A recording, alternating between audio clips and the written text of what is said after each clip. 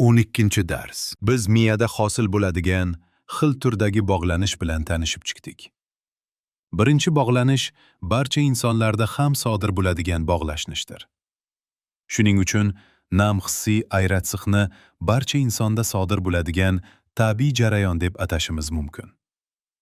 Bir muhitda yashayotgan insonlar o'z vujud talablariga ko'ra turli xil narsalarni hissiy ajratadilar.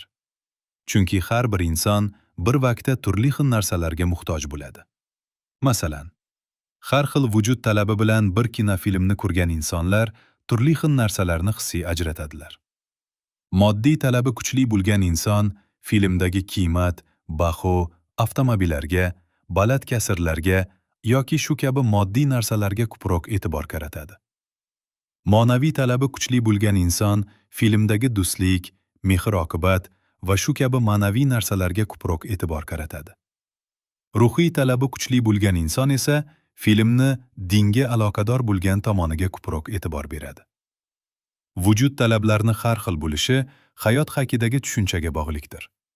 Boshqacha qilib aytganda, agar insonni hayot haqidagi tushunchasi o'zgarsa, vujud talabi ham o'zgaradi. Bu yerda bir muhim jihatga e'tibor berishimiz zarur. Insonda narsalar haqida ham tushunchalar mavjuddir. Narsalar haqidagi tushuncha vujud talabini kuchaytirishi yoki aksincha susaytirishi mumkin, lekin uni o'zgartira olmaydi. Ikkinchi bog'lanish esa tabiiy bo'lmagan bog'lanishdir. Chunki hech kim insonni his qilmagan voqealar haqida ma'lumot olishga majbur qilmaydi. Noto'g'ri mantiq yuritish inson his qilmagan voqea haqida ma'lumot olishning oqibatidir. Aslida inson ayni hissiy ajratilgan voqea haqida ma'lumot olishi kerak. Agar inson hissiy ajratilgan voqea haqidagi to'g'ri ma'lumotni olsa, unda uchinchi bog'lanish hosil bo'ladi.